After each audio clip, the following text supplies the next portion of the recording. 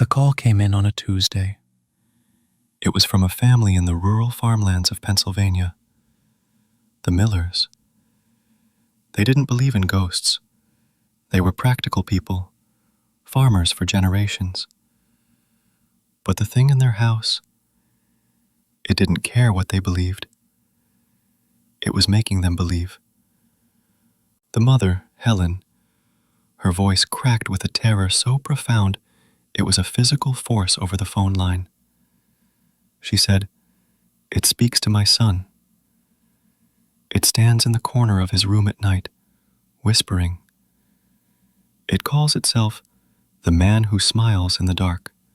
We packed our equipment within the hour. We had to see for ourselves. We had to face what was waiting in the Black Farm. My name is Arthur Warren. Alongside my wife Clara, we have dedicated our lives to investigating the paranormal, to helping those trapped between our world and something else. We are the last resort for families who have exhausted all rational explanations. The Miller case file was thick before we even arrived. John Miller, a stout, no-nonsense man in his 40s, had inherited the 150-acre farm from his reclusive uncle, Joseph Miller. The price was right, essentially free. The catch was the history. Joseph had died in the house. A fall down the main staircase, the coroner ruled. But the local whispers told a different story. They said old Joseph had been driven mad in his final years, seen arguing with the empty air, setting traps in his own barn, claiming something was trying to wear his skin. For the first 6 months, the Miller family, John, his wife Helen, their 12-year-old daughter Chloe, and 8-year-old Liam, lived in blissful ignorance. The farm was a paradise. Then, the small things started. It began with the smell, a sweet, cloying odor of rotting meat that would appear in one room, then vanish, only to manifest in another. Then, the cold spots. Not just drafts, but pockets of air so frigid they made your teeth ache. Places where your breath would plume in thick, white clouds in the middle of a warm July afternoon. Liam was the first to see it. He called it his shadow friend. At first, Helen thought it was a healthy imagination. But the descriptions became more detailed, more terrifying. The shadow friend was tall, too tall for the doorways, and it had no face, just a smooth, dark expanse where features should be. And it smiled, not with a mouth, but with its entire presence, a radiating, malevolent glee. Then came the whispers. Helen would hear them from the kitchen, a low, sibilant hiss coming from the empty living room. John would be woken by the sound of someone humming an old, forgotten hymn just outside his bedroom door. Chloe, a pragmatic preteen, started having night terrors so severe she'd wake up with long, thin scratches on her arms and back. The final straw was the audio recording. John, in a fit of frustrated determination, had left a digital voice recorder running in the hallway overnight. What he played for us in his living room, his hands trembling, made the hair on my arms stand on end. It started with the sound of Liam's soft snoring from his room. Then, at 3:17 a.m., a new sound emerged. A voice, deep, gravelly, and layered with static, as if speaking through mud and decay. "Liam," it whispered. "Come out and play. Don't you want to see my smile?" A few minutes of silence followed, then the sound of Liam's bedroom door creaking open. The voice was closer now, right next to the recorder's microphone. The man is coming. The one who wears the skin of others. He is so hungry, and he likes little boys best. Then, the most chilling sound of all. Not a whisper, but a wet, clicking, smacking sound. The sound of a mouth with too many teeth, forming a smile. We knew then this was no ordinary residual haunting. This was an intelligent, malevolent entity, a demon, and it was fixated on Liam. We arrived at the farm at dusk. The place was picture perfect, a white, two-story farmhouse with a wraparound porch, a red barn, and endless fields. But the moment I stepped out of the car, I felt it. A pressure in the air, a static charge of pure malice. The land itself felt sick. Clara felt it too. She took my hand, her face pale. "Arthur," she whispered, "it's not just in the house. It's in the soil. It's everywhere." John and Helen greeted us, their faces etched with a desperate hope. Liam clung to his mother's leg, his eyes wide and hollow. Chloe stood stiffly, her arms crossed, trying to look brave. We began our preliminary investigation immediately. The EMF meters spiked erratically as we walked through the house, even with all the power shut off. The temperature in Liam's bedroom was a full 20 degrees colder than the hallway. In the parents' room, Clara's camera captured a dark, humanoid mass lurking in the corner of the frame, vanishing a second later. But it was in the basement where we found the first physical evidence. The air was thick with the smell of decay. On the stone wall, hidden behind an old shelf, was a series of symbols carved into the mortar. They were not random. They were ancient, demonic sigils, symbols of binding and invitation. "This wasn't an accident, John," I said, my flashlight beam tracing the grotesque carvings. "Someone invited this thing in. Your uncle. He wasn't just crazy. He was dabbling in things he couldn't control." As I spoke, a tool, a heavy wrench, flew off a workbench across the room and slammed into the wall next to Clara's head with terrifying force. It wasn't thrown. It was launched. The entity was no longer hiding. It was showing us its strength. We set up for a vigil that night. We placed cameras and audio recorders in every room. We gave the family blessed crucifixes and instructed them to stay together in the master bedroom, no matter what they heard. Clara and I took the first watch in the living room. The house was silent, a predator holding its breath. At exactly 3 a.m., the grandfather clock in the hall chimed, though its weights were removed and its pendulum still. And then, from the top of the stairs, we heard it. The slow, deliberate sound of footsteps descending. Thump, drag, thump, drag. I raised my flashlight, my heart pounding. "We are here to help this family," I said, my voice firm. "In the name of God, you are not welcome here." The footsteps stopped. A low, rumbling laugh echoed through the hallway, a sound that seemed to come from the very walls. Then, a child's voice, Liam's voice, called out from the darkness at the top of the stairs. But it was wrong. It was a mockery, a puppet's voice. "Mommy?" "Daddy, I can see him. He's smiling at me." And from the master bedroom, we heard Helen scream. We burst into the master bedroom to find a scene of pure chaos.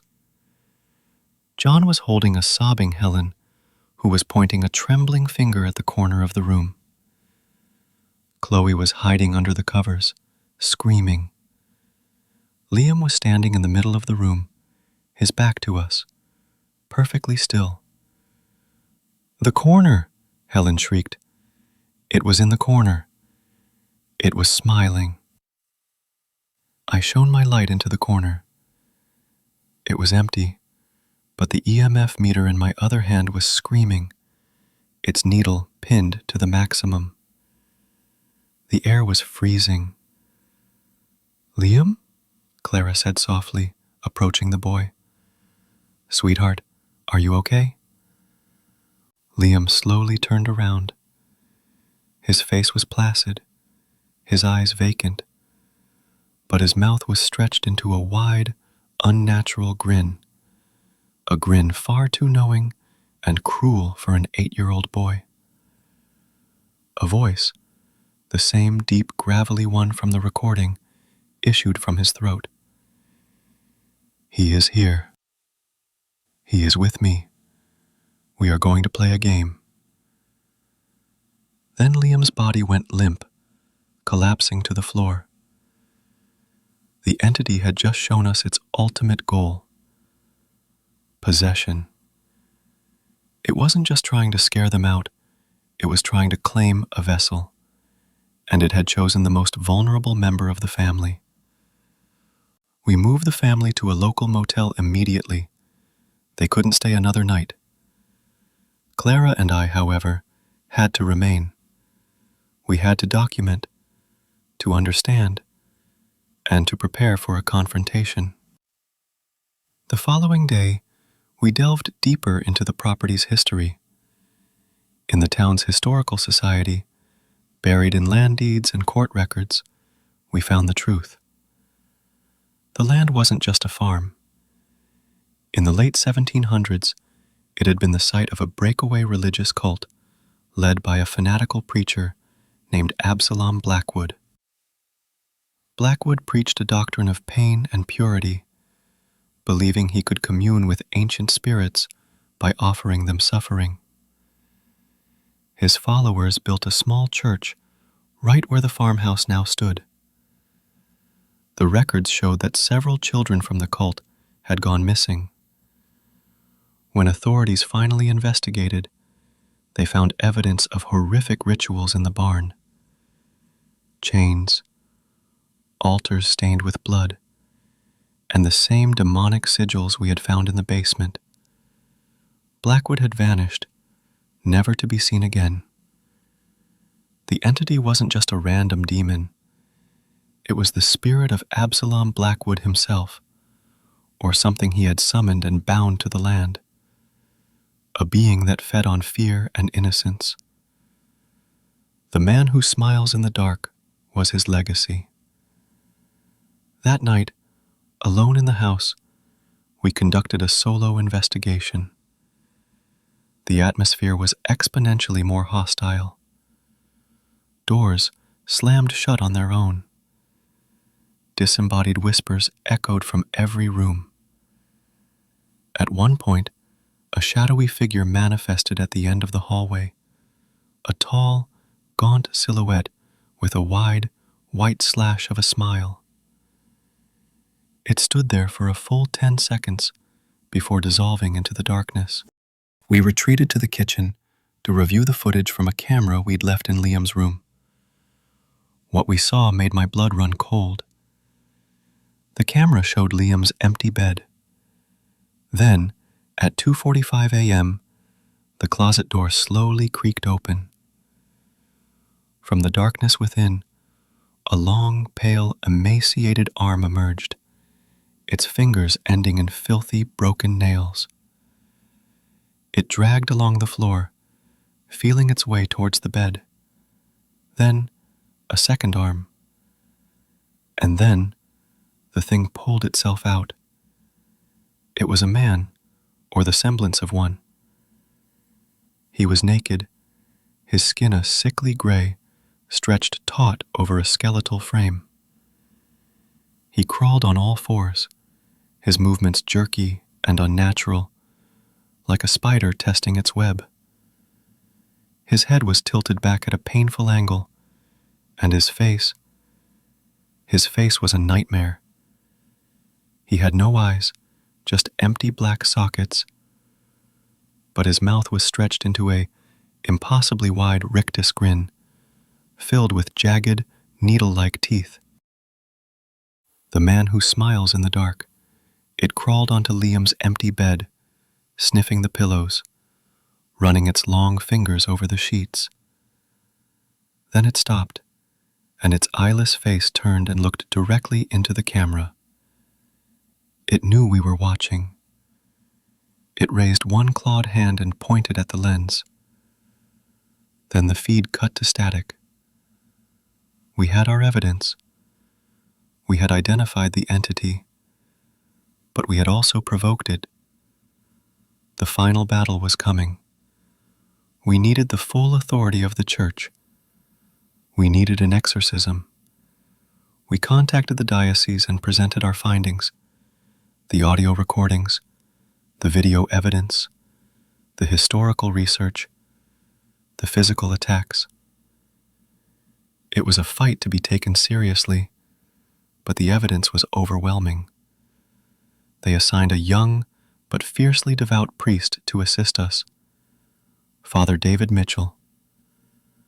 The three of us gathered in the living room of the Miller house for the exorcism. We brought the family back, as their presence and faith were crucial to the rite. We formed a circle, holding hands. The air was thick and heavy, buzzing with negative energy. Father Mitchell began to read from the Rituale Romanum.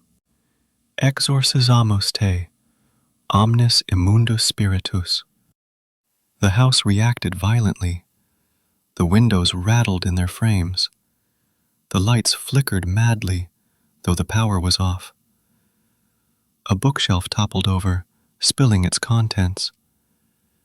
The temperature plummeted. "Stop!" John Miller yelled. His face contorted in a rage that wasn't his own. The entity was speaking through him. "This is my land, my house. The boy is mine." Father Mitchell pressed on, his voice rising above the chaos. "We command you, unclean spirit, to depart from this family and this land." Liam began to levitate, his small body rising off the floor, his back arching violently. A roar, a composite of a man's fury and a beast's snarl, erupted from his throat. The demon was showing its full power. It was Clara who broke through. She stepped forward, holding her own personal crucifix, a simple but powerful relic passed down through her family. She pressed it against Liam's forehead. "In the name of Jesus Christ, I command you to show yourself," she cried, her voice ringing with an authority that silenced the room. For a moment, everything was still. Then, a dark, smoky form began to pour from Liam's mouth, coalescing in the center of the room. It took the shape of the emaciated, grinning man from the video. It was here, fully manifested. It pointed a long, bony finger at each of us in turn, its smile widening into a grotesque, impossible crescent. "This is not over," it hissed, its voice the sound of grinding bones. "The soil is mine. The blood is mine. I am the Black Farm, and I am eternal." With a final, deafening shriek, the form exploded into a cloud of black mist and was gone. Liam fell to the floor, gasping. The oppressive weight in the house lifted. The air grew warm, Miller family rushed to their son, weeping with relief. We had won. For now.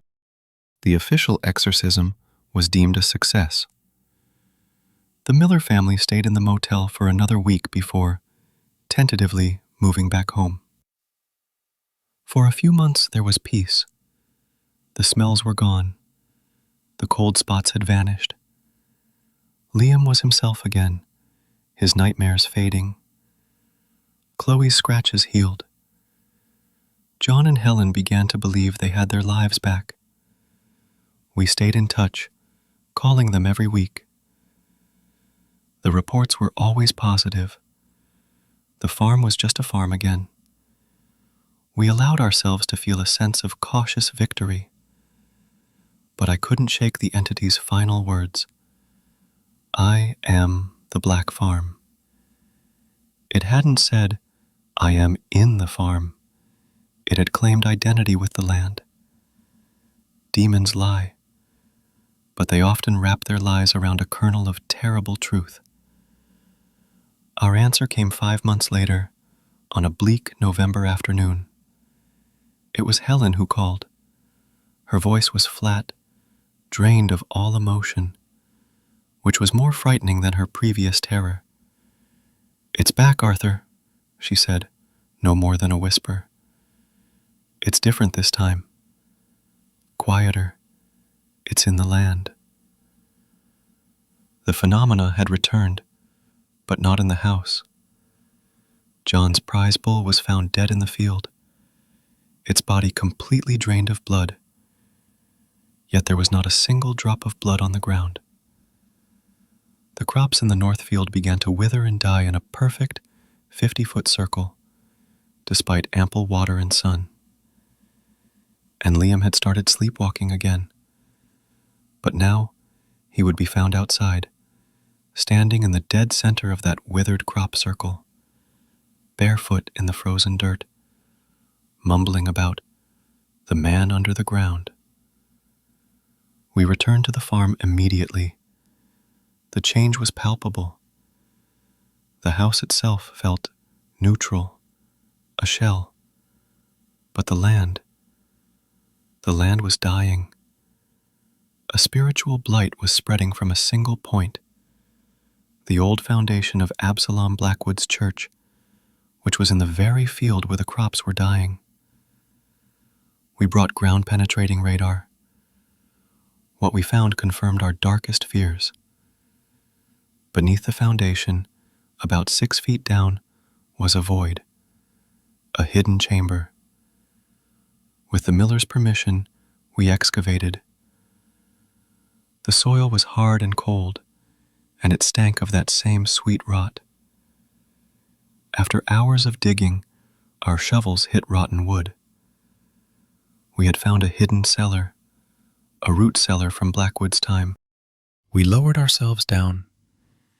The chamber was small and circular, a dirt-walled tomb. And in the center, sitting on a crude stone chair, was a skeleton. It was dressed in the tattered remains of a black preacher's coat.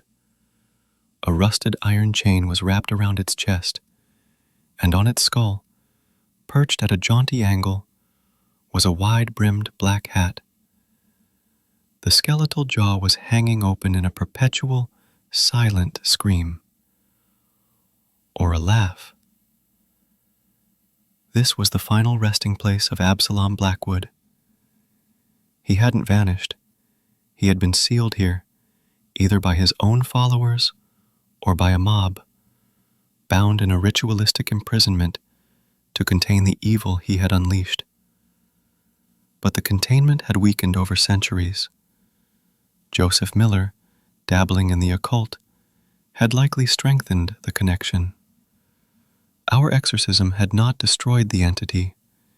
It had only driven it from the house and back to its source, making it stronger, angrier, and more rooted to the land itself. The demon wasn't just haunting them, it was the landlord, and it was demanding its due.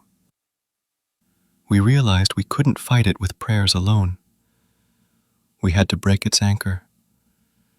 We needed to perform a relic exorcism on the bones of Absalom Blackwood and the land itself. This was beyond our experience. We called Father Mitchell, and he in turn brought in a bishop. It would be one of the rare, formal exorcisms of a place. The ceremony was scheduled for a week later, but the entity knew. That final week was a descent into hell. The Miller family moved back to the motel, but the attacks followed them. Their motel room phone would ring in the middle of the night with only static and that wet, smiling sound on the other end. Liam would wake up with mud and dead leaves in his bed, though he was on the second floor. The demon was proving it was no longer bound to the property line. The night before the exorcism, I was alone in the farmhouse, making final preparations. I was in the basement, checking the sigils on the wall, when I heard it. A child's laughter coming from upstairs. It was Liam's laugh. I knew it wasn't him. He was miles away, safe at the motel. This was a trick, a lure. I climbed the stairs, my heart pounding. The laughter was coming from the living room. I pushed the door open. The room was empty, but on the wall, written in what looked like fresh, dark mud, was a new message. It wasn't a threat. It was a promise. I have his face now. A cold dread gripped me. I fumbled for my phone and called the motel. John answered, his voice groggy with sleep. John, is Liam okay? Is he with you? Of course he's okay, Arthur. He's right here, asleep in the bed next to me. What's wrong? I let out a breath I didn't know I was holding. Nothing. Just be careful. We'll see you in the morning. I hung up, staring at the words on the wall. It was a bluff. It had to be. The day of the exorcism arrived. It was a gray, overcast day, the sky the color of bruised flesh. The bishop, Father Mitchell, Clara and I stood at the edge of the excavated pit. The Miller family stood a distance away, holding hands, their faces pale with fear and hope. The bishop began the rite of exorcism for a place. His voice was powerful, echoing across the barren field. As he prayed, the wind picked up, howling around us. The ground beneath our feet began to tremble. From the open pit, a black, tar-like substance began to bubble up, smelling of sulfur and decay. The skeleton of Absalom Blackwood began to shake, its bones rattling in its earthly prison. A voice, a chorus of 1,000 tormented souls, erupted from the pit. You cannot banish me. I am the soil. I am the stone. The bishop held his cross high. By the power of Christ, we command you to be gone. Return to the hell from which you came. The black substance surged upwards, forming into the familiar shape of the man who smiles. But this time, it was different. Its form was more solid, more real. And as it turned its head, the face began to shift and change. The eyeless sockets filled with familiar, terrified blue eyes.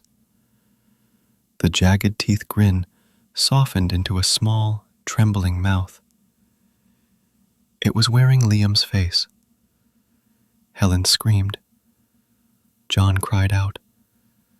The demon was using the ultimate psychological weapon, the stolen visage of their child. Liam, Helen shrieked, starting to run forward. John held her back. The thing with Liam's face smiled a smile that was pure, ancient evil. "Mommy?" it said in a perfect imitation of his voice. "Why are you letting them hurt me?"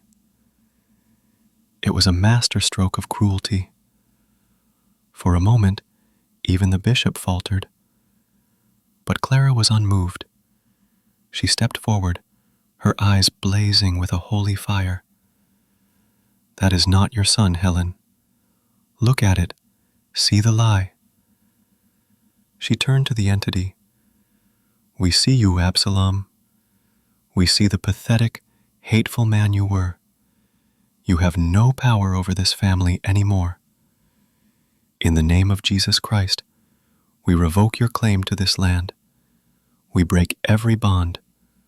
We sever every tie. Begone." As she shouted the final words, she threw a vial of holy water into the pit, directly onto the skeleton. A blinding white light erupted from the bones. The entity wearing Liam's face let out a shriek of pure, undiluted agony. The black form dissolved, unraveling like smoke in the wind. The light consumed it, shooting up into the gray sky and vanishing. The wind died. The ground was still. The black tar in the pit had vanished. The bones of Absalom Blackwood were now just bones, crumbling into dust. The silence that followed was the most beautiful sound I have ever heard. It was truly over. The Millers sold the farm. They moved to a new state, changed their last name, and started over. The last I heard, Liam is in high school, a happy, healthy young man with no memory of the horrors he endured. The land where the black farm stood was bought by the state and left to return to wilderness. Some places are too wounded to ever be healed. But evil leaves a scar. Clara and I still wake up sometimes in the dead of night.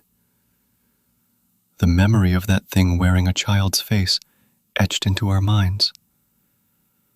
We helped the Millers, but we paid a price.